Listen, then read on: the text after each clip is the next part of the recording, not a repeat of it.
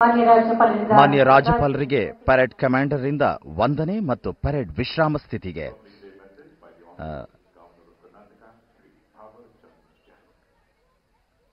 ಇದೀಗ ಗೌರವಾನ್ವಿತ ಕರ್ನಾಟಕ ರಾಜ್ಯದ ರಾಜ್ಯಪಾಲರಾದಂಥ ಶ್ರೀ ಥಾವರ್ ಚಂದ್ ಗೆಹ್ಲೋಟ್ ಅವರು ಜನತೆಯನ್ನುದ್ದೇಶಿಸಿ ತಮ್ಮ ಸಂದೇಶವನ್ನು ನೀಡುತ್ತಿದ್ದಾರೆ. जनवरी भारत में लोकतंत्र के उदय का ऐतिहासिक दिन है। 76 वर्ष पूर्व आज ही के दिन हम भारतीयों ने राजशाही और औपनिवेशिक शासन का अंत करके जनता के शासन का युग प्रारंभ करते हुए संविधान को स्वयं को समर्पित किया था। आज ही के दिन हमने भेदभाव की वकालत करने वाले कानून को विदा करके ऐसे मानवीय युग में प्रवेश किया जहां कानून की नजर में सभी समान हैं। भारत ने इस दिन के लिए कई दशकों तक संघर्ष किया तथा कई महान लोगों ने कानून के शासन के लिए संघर्ष किया। यह वह दिन है जब राजाओं, सामंतों, औपनिवेशिक शासकों और साम्राज्यवादियों द्वारा बनाए हुए स्वयं के लिए नियमों व कानून को समाप्त किया गया एवं संविधान जो स्वतंत्रता, समानता, न्याय व भाईचारे की भावना को प्रबल करता है, उस संविधान को देश के सर्वोच्च कानून के रूप में अपनाया गया। हमारे संविधान ने तब से देश के इतिहास को संवारा है और भविष्य में भी इसे संवारेगा। इसलिए हमें लोगों को जागरूक करने की आवश्यकता है कि अगर हम संविधान की रक्षा करेंगे तो संविधान हमारी रक्षा करेगा। संविधान की आकांक्षाएं हमारी समृद्ध विरासत को प्रदर्शित करती है। हमारा संविधान हमारे लोकतंत्र की रक्षा करता है। हमारा संविधान समावेशी भागीदारी के माध्यम से सभी नागरिकों के विकास व समृद्धता के लिए प्रतिबद्ध है। यह हमें यह भी याद दिलाता है कि हमारी कुछ जिम्मेदारियां हैं जो हम सभी को निभानी हैं। गणतंत्र दिवस के इस शुभ अवसर पर हम सभी देश द्वारा की गई प्रगति का सम्मान करें। हम सभी अपने संविधान को नमन करें और बाबा साहब भीमराव अंबेडकर सहित उन महान नेताओं को श्रद्धांजलि दें जो इस समावेशी और दूरदर्शी संविधान को बनाने के लिए जिम्मेदार थे। संविधान अपने पहले ही अनुच्छेद में भारत के एक राज्यों के संघ होने की घोषणा करता है। हमारा संविधान संप्रभु शक्तियों का राज्य व केंद्र के बीच बंटवारा करता है।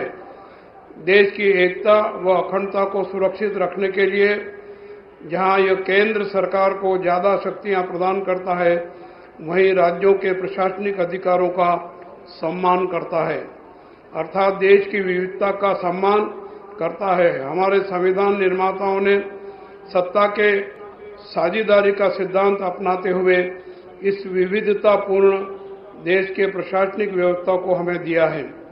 हमारे संविधान निर्माताओं का स्वप्न था एक ऐसे संघ का निर्माण करना जहां राज्य सशक्त हो। अतः यह हमारी साझा जिम्मेदारी है हम उनके दृष्टिकोण का सम्मान करते हुए देश को मजबूत बनाएं। कर्नाटक की सरकार संविधान के सिद्धांतों को कायम रखने के लिए पूरी तरह प्रतिबद्ध है। कर्नाटक ने हमेशा आवाज उठाई है जहां संघ के सिद्धांतों के साथ समझौता किया गया है। इस गणतंत्र दिवस पर हम सभी मिलकर संविधान के साथ साथ सहकारी संघवाद में अपना विश्वास दोहराते हैं।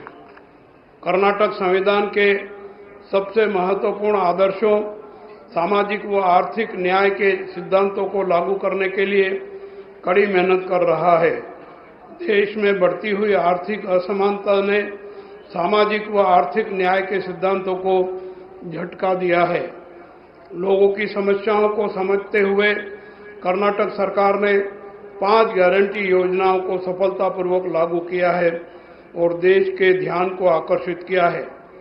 राज्य ने उन निराशावादी भविष्यवाणियों की गलत साबित किया है जो ये कहते हैं कि यह योजनाएं राज्य में वित्तीय संकट उत्पन्न करेगी व राज्य के विकास में अवरोध होगा। कर्नाटक राज्य ने देश के सबसे अधिक विकासशील राज्य होने का गौरव प्राप्त किया है तथा आर्थिक विकास और सामाजिक न्याय को समान रूप से पाया है।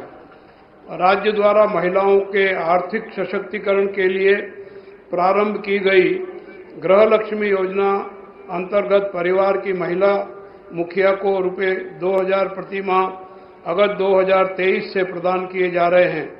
इस योजना अंतर्गत कुल 35,180.20 करोड़ रुपए की वित्तीय सहायता प्रदान की गई है। गृह ज्योति योजना के अंतर्गत वर्तमान में 1.62 करोड़ उपभोक्ता लाभान्वित हो रहे हैं। कर्नाटक सरकार ने अगस्त 2023 से अभी तक कुल 13,409 करोड़ रुपए की सब्सिडी राशि बिजली आपूर्ति कंपनियों को जारी की है। राज्य सरकार ने 11 जून 2023 से शक्ति योजना महिलाओं के लिए निःशुल्क यात्रा को प्रारंभ की गई है, जो महिलाओं के सशक्तिकरण की दिशा में महत्वपूर्ण प्रयास है। इस योजना के प्रारंभ से 17 जनवरी 2025 तक महिलाओं ने 373.27 करोड़ बार यात्राएं कर योजना का लाभ उठाया है। राज्य सरकार ने 9,051 करोड़ रुपए इस योजना के लिए आवंटित किए हैं।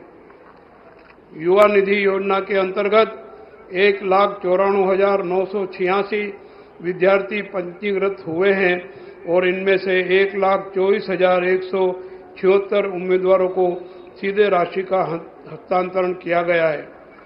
युवा निधि प्लस योजना के अंतर्गत 25,000 युवा निधि लाभार्थियों को उनकी रोजगार क्षमता में वृद्धि के लिए कौशल प्रशिक्षण दिया जाएगा।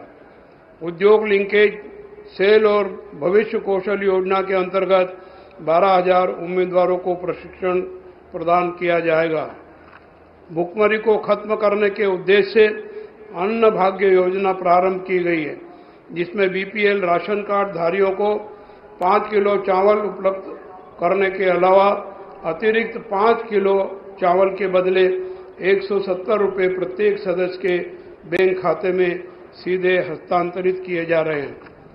जुलाई 2023 से सितंबर 2024 तक 9,775.51 करोड़ रुपए 4,48,12,382 लाभार्थियों के बैंक खाते में हस्तांतरित किए गए हैं। मुझे ये बताते हुए बहुत खुशी हो रही है कि मेरी सरकार ने वर्ष 24-25 में राज्य वित्त का वित्तीय प्रबंधन बहुत अच्छे ढंग से किया है। साथ ही राज्य के आर्थिक विकास को बढ़ावा दिया है। दिसंबर 2024 के अंत तक राज्य का राजस्व संग्रह 1,81,908 करोड़ रुपए हुआ है, जो वर्ष दर वर्ष 13% की वृद्धि को दर्शाता है। कर्नाटक राज्य जीएसटी राजस्व के संग्रह के मामले में देश में दूसरे स्थान पर है। राज्य सरकार न देश के विकास में और धन के वितरण में महत्वपूर्ण भूमिका निभाते हुए सामाजिक न्याय को लागू करने में प्रमुख भूमिका निभाई है। राज्य सरकार मूलभूत सुविधाएं जैसे स्वास्थ्य, बिजली, शिक्षा, सड़क आदि को उपलब्ध कराने में आगे रही है। 250 छात्रों की क्षमता वाले 25 मोरारजी देसाई आवासीय विद्यालय शुरू किए गए हैं। 100 छात्रों की क्षमता वाले 96 पोस्ट मैट्रिक छात्रावास शुरू किए गए हैं। 300 छात्रों की क्षमता वाले 50 नए मौलाना आजाद स्कूल भी शुरू किए गए हैं। 25 मौलाना आजाद स्कूलों ने स्वयं के भवनों में प्री विश्वविद्यालय शिक्षा ಮಾಣಿಕ್ ಶಾ ಪರೇಡ್ ಮೈದಾನದಿಂದ ಈಗ ಗವರ್ನರ್ ಮಾತಾಡ್ತಾ ಇದ್ದಾರೆ. ಬನ್ನಿ ಅದರ ನೇರ ದೃಶ್ಯಾವಳಿಗಳನ್ನು ನಾವೀಗ समाप्त करने के लिए संविधान में संशोधन करके अनुच्छेद 371 जे लागू किया गया है।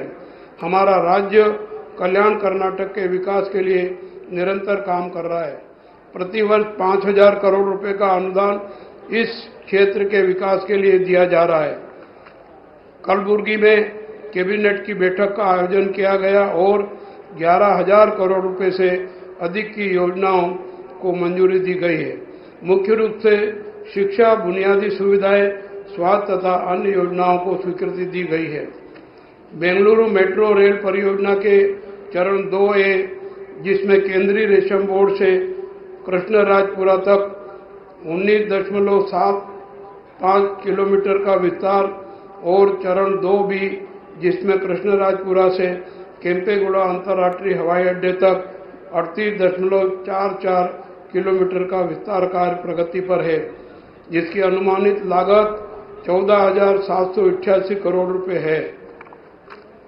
चरण 3 कॉरिडोर 1 केम्पापुरा से जेपी नगर 4th फेज 32.15 किलोमीटर तक और कॉरिडोर 2 होसाहल्ली से काठबागागेर 50 किलोमीटर कुल 44.65 किलोमीटर का कार्य प्रगति पर है, जिसकी अनुमानित लागत 15,611 करोड़ रुपए है और परियोजना को दिसंबर 2029 तक पूरा करने का प्रयास है। बेंगलुरु शहर में 34 स्थानों पर आवास परिसरों का निर्माण करके लगभग 30,000 आवास इकाइयां प्रदान करने का बेंगलोर विकास प्राधिकरण का लक्ष्य है। अब तक 25 परियोजनाओं में कुल 14,909 फ्लैटों का निर्माण शुरू किया जा चुका है। इनमें से 10,615 फ्लैटों का निर्माण पूरा हो चुका है। डॉक्टर के Shivram Karanth layout planning farming का काम तेजी से चल रहा है। प्लाट आवंटन का काम भी जल्द शुरू करने की योजना है। अनुसूचित जाति व ರಾಜ್ಯಪಾಲರ ಭಾಷಣ ಮುಂದುವರೆದಿದೆ. ಬನ್ನಿ ಅದರ ನೇರ ದೃಶ್ಯಾವಳಿಗಳನ್ನು ನೋಡೋಣ. Actionable intelligence for sustainable traffic management traffic नियंत्रण वास्तविक समय में डेटा एकत्रित करने और उसका विश्लेषण करने तथा ट्रैफिक को साफ करने के लिए त्वरित निर्णय लेने के लिए एक AI आधारित डेटा प्लेटफॉर्म का उपयोग बेंगलुरु ट्रैफिक पुलिस कर रही है। सुचारू यातायात प्रवाह के साथ एम्बुलेंस जैसे आपातकालीन वाहनों को सिग्नल पर प्राथमिकता दी जाएगी। बेंगलुरु शहर के 2,519 स्कूल कॉलेज के छात्रों को पुलिस मार्शल के रूप में शामिल किया गया है और पुलिस अधिकारी हर महीने राज्य भर के स्कूलों और कॉलेजों का दौरा कर नशीली दवाओं के खिलाफ जागरूकता पैदा कर रहे हैं। हाल ही के दिनों में साइबर अपराध एक खतरा बन गया है। राज्य में दर्ज किए जा रहे सभी अपराध मामलों में से 10% साइबर अपराध है। अपराधियों का पता लगाने और उन्हें सजा दिलाने के लिए प्रौद्योगिकी का प्रयोग किया जा रहा है। सबसे महत्वपूर्ण कदम लोगों के बीच जागरूकता पैदा करना है। सरकार सभी स्तरों पर प्रशिक्षण और आवश्यक तकनीक उपलब्ध करा रही है। कर्नाटक राज्य के सभी कानूनों के बारे में जनता को आसानी से जानकारी उपलब्ध कराने के लिए तथा 1957 से आज तक के सभी संशोधनों को जनता तक पहुंचाने के लिए संसदीय कार्य एवं विधि विभाग द्वारा एक वेबसाइट का प्रयोग किया जा रहा है। इंडिया स्किल 2024 प्रतियोगिता में कर्नाटक राज्य से 62 प्रतियोगियों ने 45 कौशलों में भाग लिया और 48 मेडल जीतकर कर्नाटक राज्य देश में दूसरे स्थान पर रहा है। विश्व कौशल 2024 में 60 प्रतियोगियों ने 52 कौशल में भाग लिया और 4 पदक जीते। फेसलेस सर्विस मॉडल के तहत राज्य प्रदूषण नियंत्रण बोर्ड द्वारा विभिन्न संगठनों को जारी किए गए सहमति पत्र व पंजीकरण पत्र को एक ही छत के नीचे उपलब्ध कराए जाने के लिए एक व्यापक व सरल सॉफ्टवेयर विकसित करने का कार्य भी शुरू किया गया है। कर्नाटक राज्य प्रदूषण नियंत्रण बोर्ड ने नंजनगुड के पास कबिनी नदी पर और गानगा